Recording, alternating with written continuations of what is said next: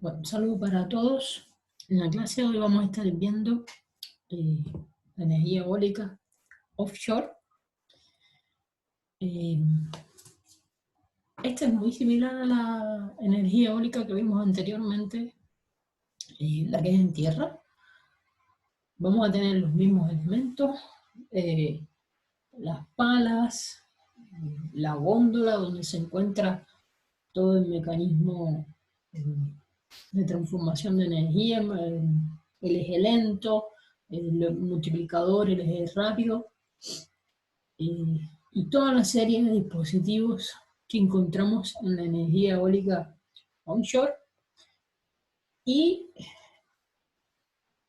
en la parte de lo que es la transmisión de la energía, entonces ahí sí se van a encontrar las estaciones que se pueden encontrar a mitad de camino antes de llegar a la Tierra, después una subestación ya en tierra, y de ahí lo que es ya la transmisión a través de las redes de alta tensión.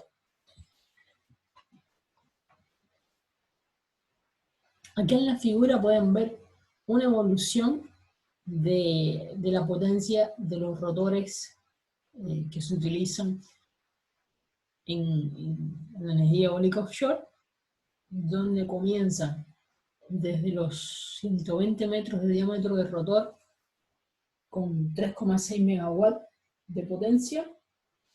Hay de 5, de 7, de 8 y hasta los 9,5 megawatts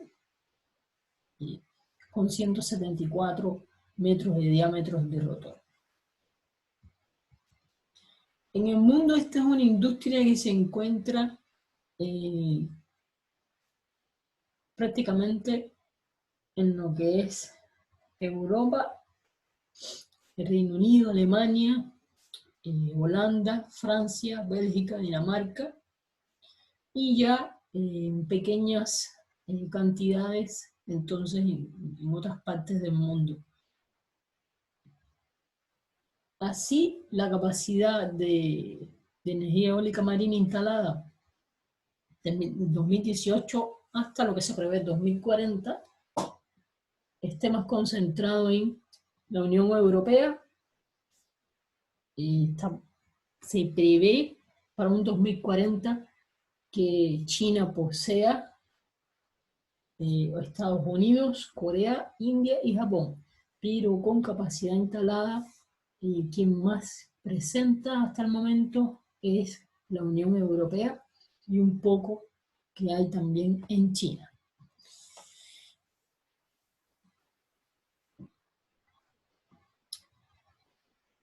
Los aerogeneradores en la energía eólica offshore son muy parecidos, bien parecidos a los que se trabajan en tierra, donde las diferencias vienen ya en cuanto a acabados superficiales para evitar lo que es la corrosión, sistemas de deshumificación,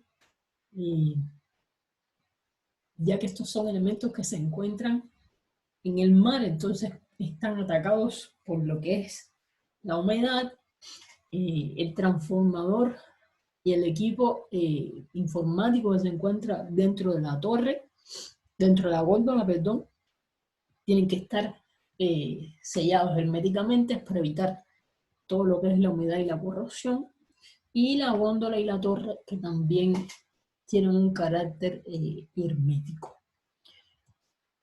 Así, en el esquema podemos ver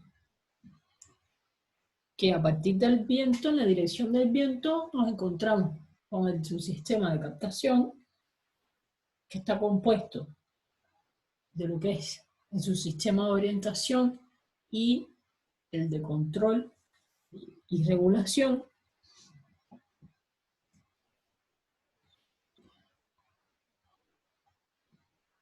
Tenemos ya la parte después del subsistema de transmisión, todo lo que son los ejes de baja rotación, después las cajas multiplicadoras con el eje de alta velocidad, el subsistema de aprovechamiento y ya el subsistema de almacenamiento y transporte. En el subsistema de aprovechamiento pueden encontrarse o partes del sistema que son totalmente mecánicos o partes que son totalmente eléctricos. Aunque acá la idea es emplear más elementos que no contengan partes móviles para así yo maximizar lo que es la hermeticidad del sistema. Son empleados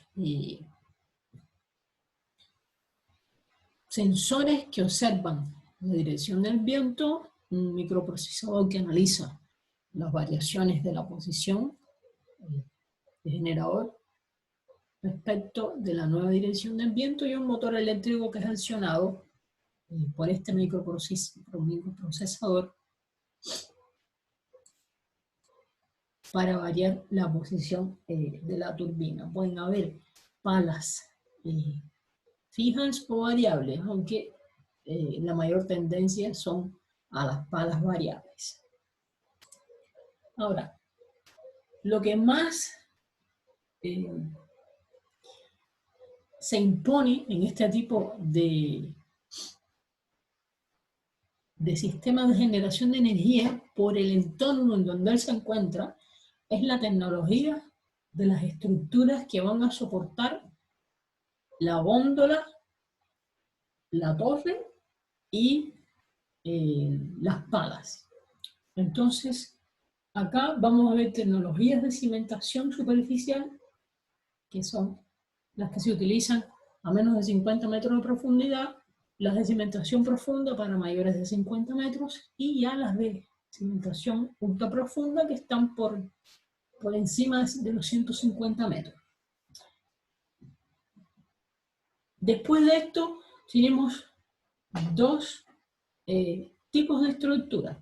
Las estructuras que son las directas o fijas, que son aquellas que descansan sobre el lecho marino o que están fijas a este, y las estructuras flotantes, que lo que hacen es aprovechar el principio de Arquímedes con algunos aditamentos para controlar los movimientos laterales. Dentro de las estructuras fijas están las de gravedad, las GBS, los jackets o estructuras de celosía y las estructuras flexibles. En las estructuras flotantes, entonces vamos a tener las que son de soporte con buoyancia neutra, donde se encuentran los soportes flotantes SPAR y las estructuras semisumergibles. Y ya las que son soportes con buoyancia positiva, están los TLPS, Tension Leg Platform, y los Jack-Up. ¿Cómo se hace la selección del tipo de cimentación? Dependiendo de la capacidad del contratista en términos de experiencia, manipulación con el tipo de estructura, los equipos de transporte y perforación que conte y los límites en cuanto a fabricación. Los límites permitidos ya dentro de lo que son las leyes del marco regulatorio, donde entran limitaciones de ruido o pilotaje, el impacto sobre movimiento de sedimentos y la cobertura del fondo marino. Y el tamaño de la turbina eólica, la profundidad que va a estar asociada con el tamaño de la turbina, posibilidad de hielo marino, condiciones del fondo marino o las condiciones meteorológicas y oceánicas. La decisión final normalmente se va a estar tomando en base a evaluaciones que tienen que ver entre el costo y el riesgo, buscando cuál va a ser la solución con el costo más bajo y un riesgo que esté dentro de lo aceptable. Acá pueden ver 5 tipos de estructuras. 2 son del tipo fijo y 3 son del tipo de flotantes. Están los monopilotes, las jack, los trípodes también. El primero de 0 a 30 metros y para potencias de 1 a 2 megawatts. Ya los jackets van de 25 a 50 y de 2 a 5 megawatts, y las estructuras flotantes que soportan más capacidad instalada, llegando hasta los 10 megawatts, y que son para profundidades ya mayores. Las cimentaciones monopilote son similares a las que podemos encontrar en tierra. Lo que tengo acá es un cilindro que se introduce profundamente en el fondo marino, unos 30 metros aproximadamente, y que va a soportar el peso de la torre y del aerogenerador. Las cargas verticales se transfieren al suelo mediante fricción, y las cargas laterales, que son mayores, se transfieren a la cimentación mediante flexión para después ser transferidas al fondo. En función de las tensiones de carga, va a ser el diámetro de la cimentación y la profundidad. Este tipo de estructuras tienen de 5 a 10 metros por encima de la superficie, y para realizar la conexión entre el monopilote y la torre del aerogenerador se instala un elemento de transición sobre o dentro del monopilote. Acá pueden ver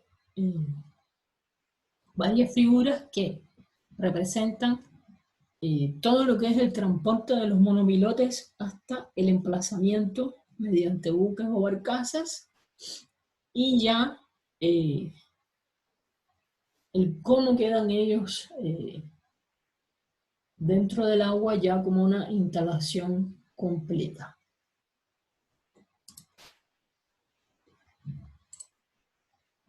Ventajas. Tienen un diseño sencillo, se tienen conocimientos de parques eólicos onshore, tienen una mejor penetración al fondo marino, bajos costos, fácil fabricación y transporte, y es una solución la más económica para aguas poco profundas. Riesgos: cambios en las condiciones del fondo marino que pueden provocar un gran efecto en la frecuencia natural y en la fatiga. Y subestimación de las cargas máximas por lo que sería el oleaje. Inconvenientes: inviable en fondos blandos y profundos, donde entonces ya tendría yo necesidad de utilizar diámetros de pilote muy grandes,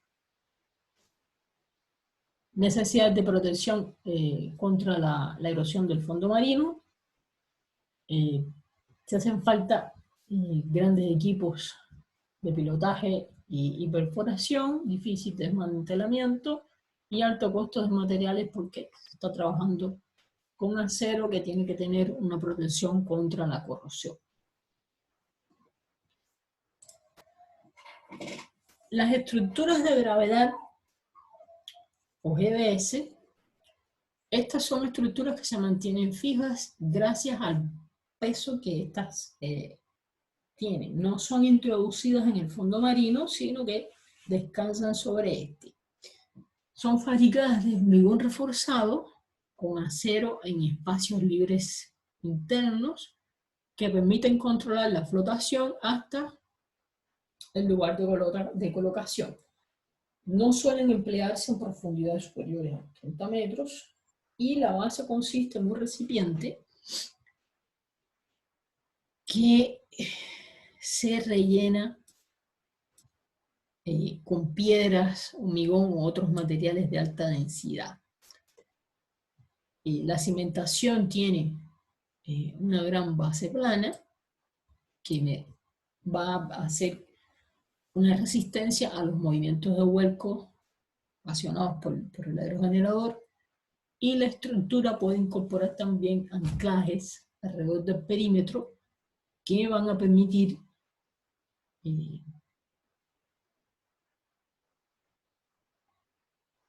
aproximadamente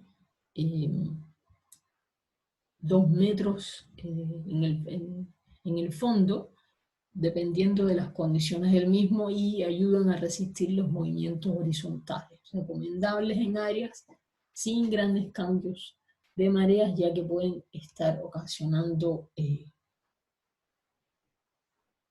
fluctuaciones o movimientos en lo que es la estructura.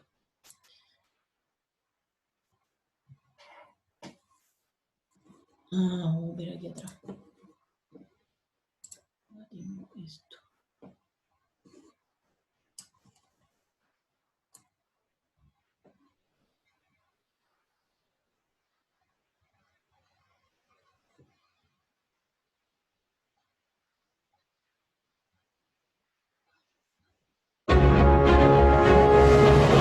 ELISA is a technology for bottom-fixed offshore wind substructures bound to disrupt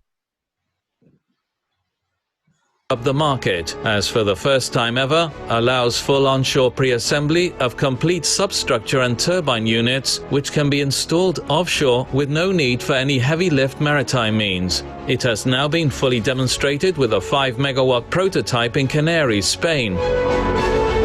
ELISA is made of concrete and uses a gravity-based foundation platform which is self-floating during the installation process.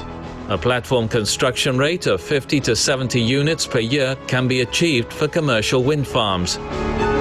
The platform incorporates a disruptive autolift telescopic tower made of precast concrete panels. These are manufactured in parallel to the foundation and moved by truck to the tower assembly position. The precast panels are assembled to form the tower sections, reproducing the process followed in the 1,600 precast concrete wind towers engineered by Esteco, which are operating around the world. Construction rates of 1 tower per week can be easily met. The tower lift is thoroughly tested in harbour. It is based on conventional heavy lift strand jacks, which can be recovered and reused in different units.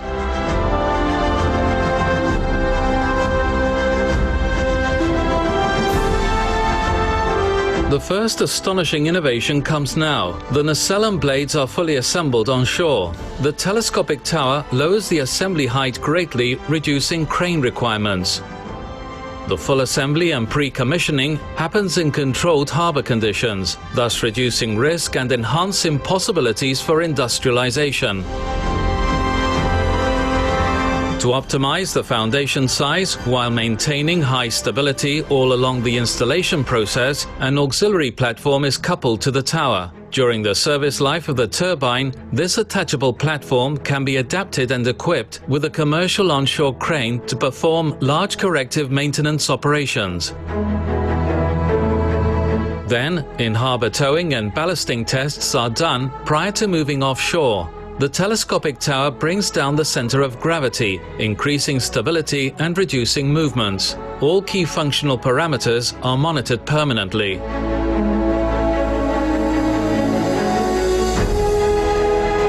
After everything is checked, towing happens with only one conventional tugboat. This is the second key novelty. Installation will not need any heavy lift vessels.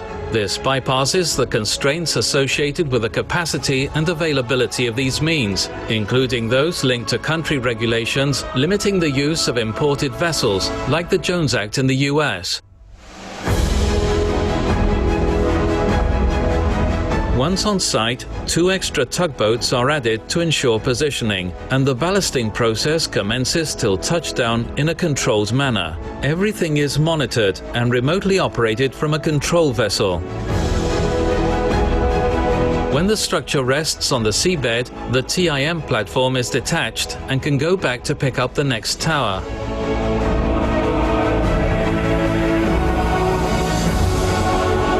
The final operation consists in completing the lifting, reaching the final operating hub height. Then power cable connection happens as in any other system, and the turbine is ready to operate.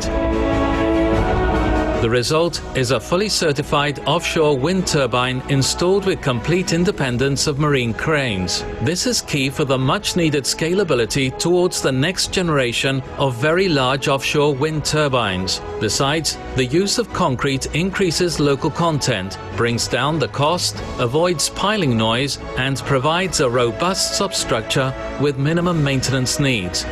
This is Elisa technology.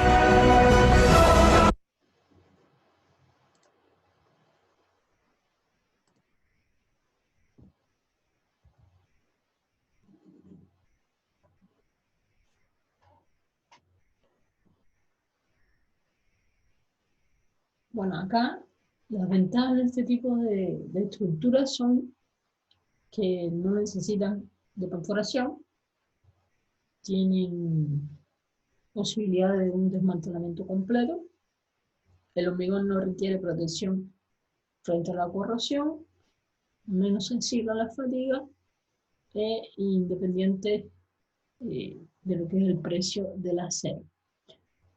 Son vulnerables, por otro lado, a fuerzas periódicas, y las condiciones del fondo marino han de garantizar una estabilidad a lo que es el largo plazo. Inconvenientes vulnerables a la socavación, permiten ser instaladas en pequeños rangos de profundidades. Hay una necesidad de nivelar lo que es el fondo marino si este no es naturalmente ya estable. Dificultad de transporte y necesidad de un gran lugar para construir este tipo de estructuras en tierra, y presentan una construcción que es bien pesada, por lo que pudieron ver en el video. El otro tipo de estructuras que vamos a ver son los jackets o estructuras de celosía. Este tipo de estructura es de poco peso, idóneas para aguas de hasta más de 20 metros de profundidad.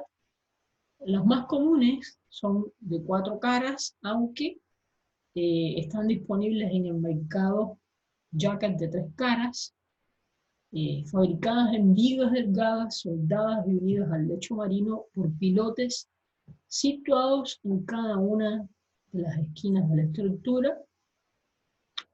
Estos pilotes son introducidos en el fondo marino mediante un martillo hidráulico a profundidades adecuadas, y presentan la necesidad del elemento de transición para garantizar que la estructura en celosía sea más estable, pero a la vez es más complejo y más caro en comparación con la de los monopilotes, requiriendo así su diseño de importantes consideraciones, ya que va a constituir una gran parte del peso total de la estructura.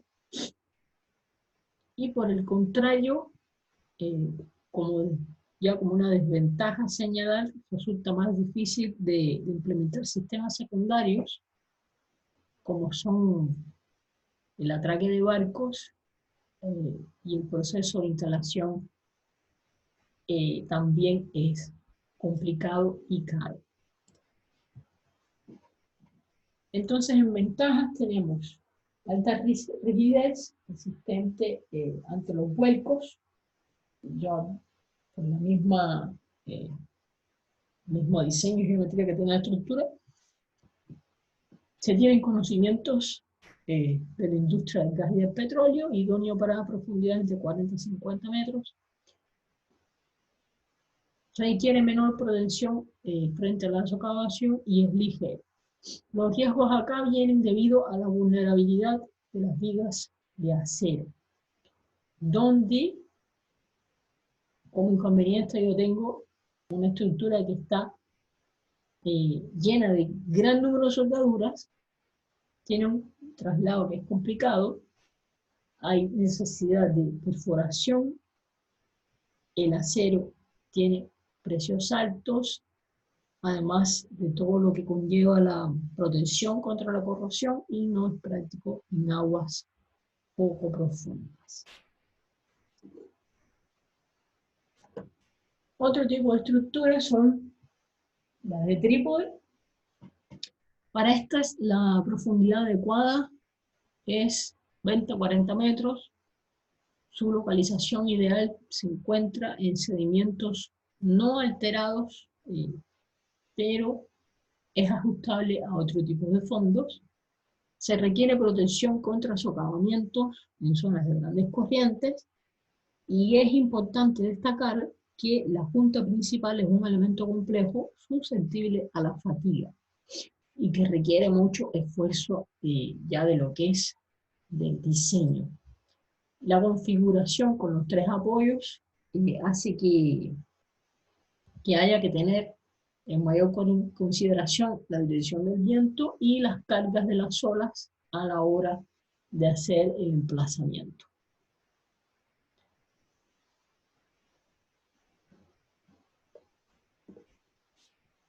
Ventajas adecuadas para un amplio rango de fondo, resistente frente a un vuelco, alta rigidez e interesante solución considerando ya lo que son aspectos medioambientales y económicos.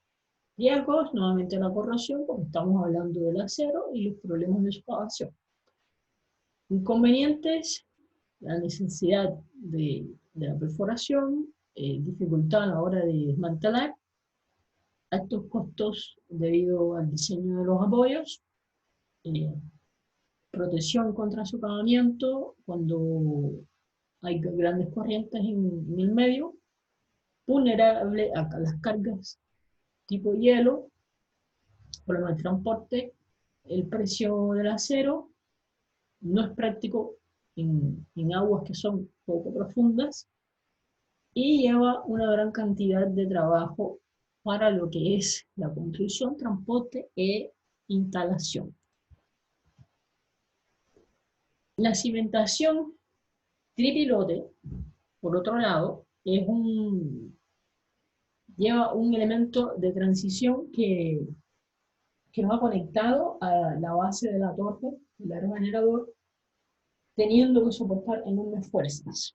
Por lo tanto, esta fase requiere de una buena soldadura que evite la fatiga, lo que me provoca un aumento del costo de la cimentación.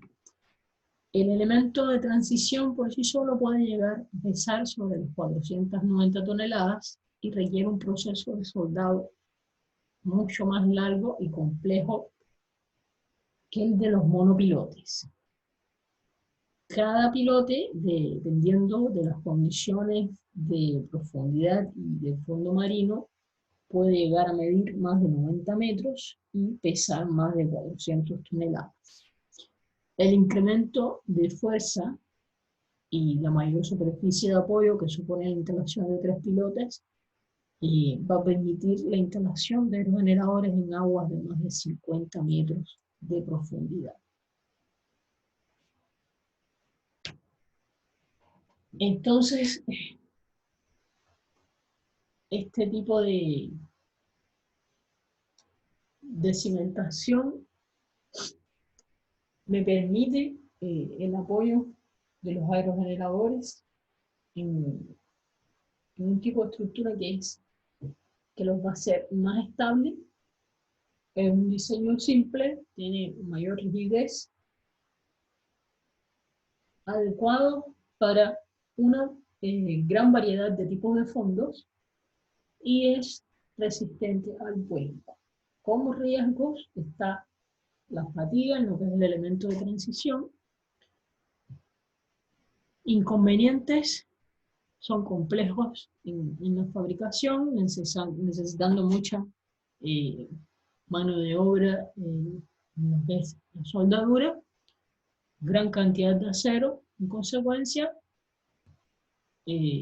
puede tener precios de costos por el material y por el mantenimiento de la corrosión, complicado de transporte y necesita de perforación.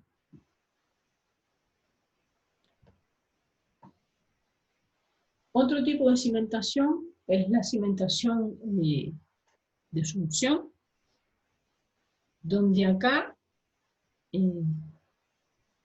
también se tiene en origen de lo que es la industria del gas y del petróleo.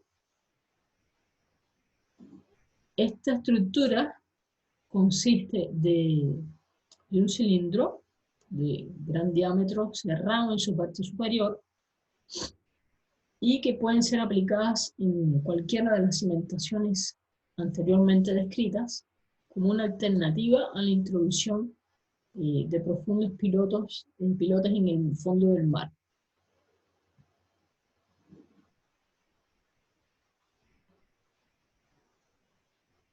Ventajas: no hay necesidad de perforación, no se hace necesaria la presencia del elemento de transición, no necesita protección frente al socavamiento y tiene una posibilidad de desmantelamiento sencillo y completo. Los riesgos son que no son adecuadas para los fondos rocosos, presenta altos costes de soldadura, necesita protección frente a la corrosión, el proceso de instalación no está completamente definido, así como medio de transporte. En las estructuras flotantes vamos a tener plataformas ya que logran su estabilidad utilizando lastres que van a estar colgando bajo un tanque de flotabilidad central, que va a crear un momento enderezador y que tiene una alta resistencia a lo que es el cabeceo y el balanceo, como son las plataformas SPAN. Por otro lado, tenemos las TLPS, que lo que utilizan para la estabilidad son líneas que se encuentran bien tensionadas y plataformas que consiguen su estabilidad mediante el uso de boyas o flotadores que se encuentran distribuidos, aprovechando una gran área de flotación para mantener la estructura derecha, de entre las cuales están las plataformas semisumergibles. Las estructuras sumergibles o semisumergibles son estructuras flotantes que presentan una gran cubierta. Las patas de estas estructuras están conectadas en su parte inferior bajo el agua a unos tanques de flotación llamados flotadores. Estos flotadores generan una área de flotación adecuada para el tránsito de personal y la maquinaria, pero cuando se sumergen generan mayores movimientos de amortiguación. Las columnas o patas que conectan los flotadores con la cubierta superior presentan un menor plano de flotación adecuado para reducir el movimiento producido por lo que son las olas y ya los temporales o tormentas.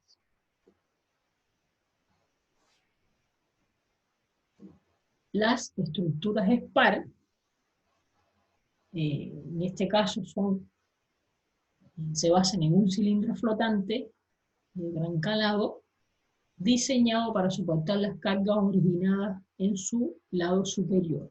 Su flotabilidad se utiliza para la ubicación de instalaciones por encima de la superficie del mar y está generalmente anclado al fondo marino por sistemas de anclaje tradicionales que mantienen su posición. El empleo de un gran lastre va a estar bajando la posición del centro de gravedad de la estructura, incrementando así la estabilidad, lo que la dota de unas características ante el movimiento mucho más favorables en comparación con otras estructuras flotantes. En las SPAR van a encontrarse las Classic, las Truss y las Sail. Y tenemos las TLP, estructuras Tension Leg Platform, que constan de un sistema de amarre, el cual va verticalmente unido a una estructura compatible. Consiste en una serie de tubos de acero llamados tendones, y en cada esquina de la estructura se sitúa un grupo de estos tendones que juntos constituyen las denominadas tension legs. El sistema de tendones está altamente tensionado debido al exceso de flotabilidad de la plataforma, y esta alta tensión limita los movimientos horizontales a un pequeño porcentaje de la profundidad. Los movimientos de estas estructuras son casi inexistentes debido a la gran rigidez axial y baja elasticidad de los tendones. Sin embargo, el sistema de tendones es fundamental para el rendimiento de la instalación y ha de ser diseñado, fabricado, inspeccionado e instalado cuidadosamente para asegurar la durabilidad y robustez a largo plazo. Y acá tenemos finalmente, por último, las plataformas jack-up, que son aquellas que van a traer todo lo que son todos los elementos que conforman el aerogenerador, la torre, la góndola y las palas.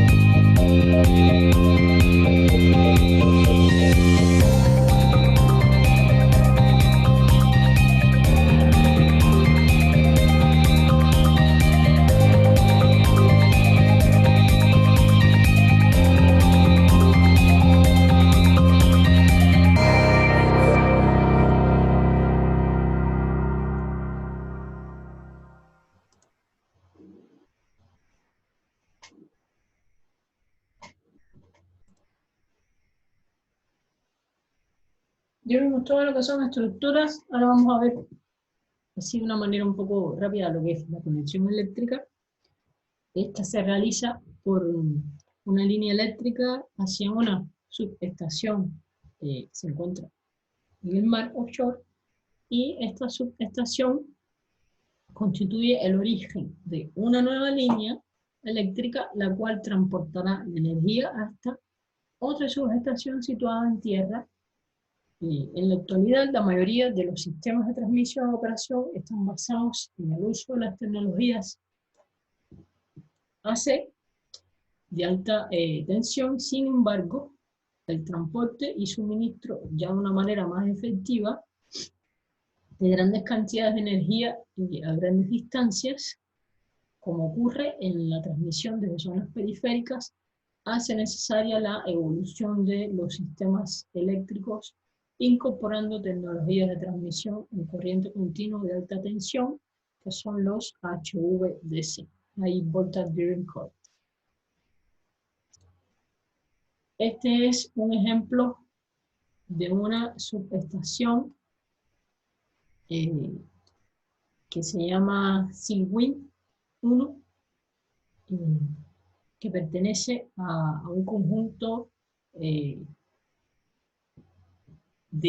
3 parques eólicos, el Butendiek, el Dantisk y el Sandbach, que tienen un total de 232 aerogeneradores de Siemens, y que sirve para transmitir a tierra toda la energía. Está ubicada a 70 kilómetros del oeste de la isla de Sylt, al norte de Alemania.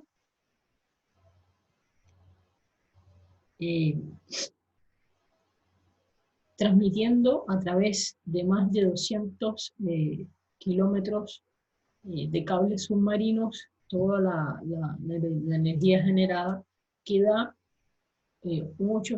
un aproximado de 864 megawatts de electricidad, que puede abastecer a más de 1 millón de hogares alemanes.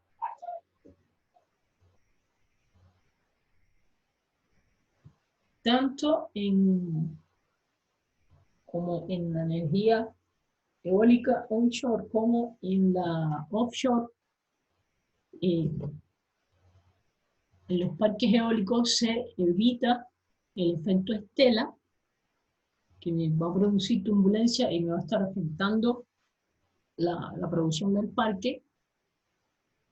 Entonces, para esto se mantiene la separación entre turbinas de entre 5 a 9 veces el diámetro del rotor si están en la dirección dominante del viento, y de entre 3 a 5 diámetros de rotor en la dirección perpendicular al viento dominante.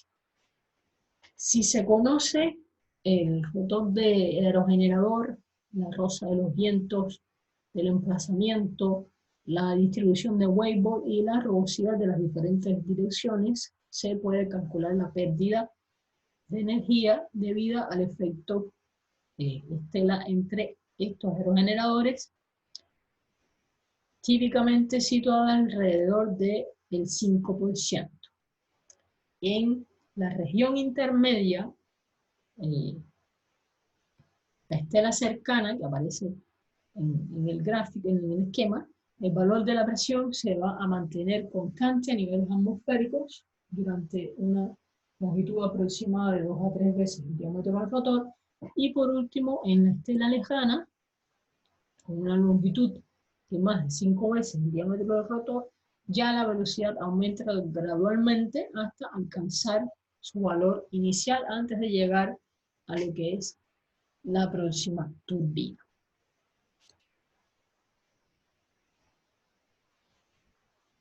Hasta ahora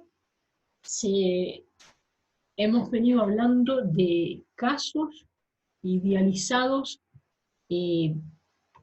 donde el viento lleva a los aerogeneradores en una dirección completamente perpendicular a ellos, y en las que todas las filas de los aerogeneradores se encuentran perfectamente enfrentadas al viento. pero esto no es siempre así, por tanto, hay que considerar que el viento cambia de dirección y con esto los debidos espacios que se deben mantener entre cada una de las filas y hileras que va a tener el parque. Así vemos que existen diferentes tipos de disposición de los parques. El primero, lineal con filas y columnas paralelas. El segundo, lineal al tres bolillo por filas. Lineal al tres bolillo por columnas. Lineal al tres bolillo por filas y columnas. El circular y el circular al tres bolillo.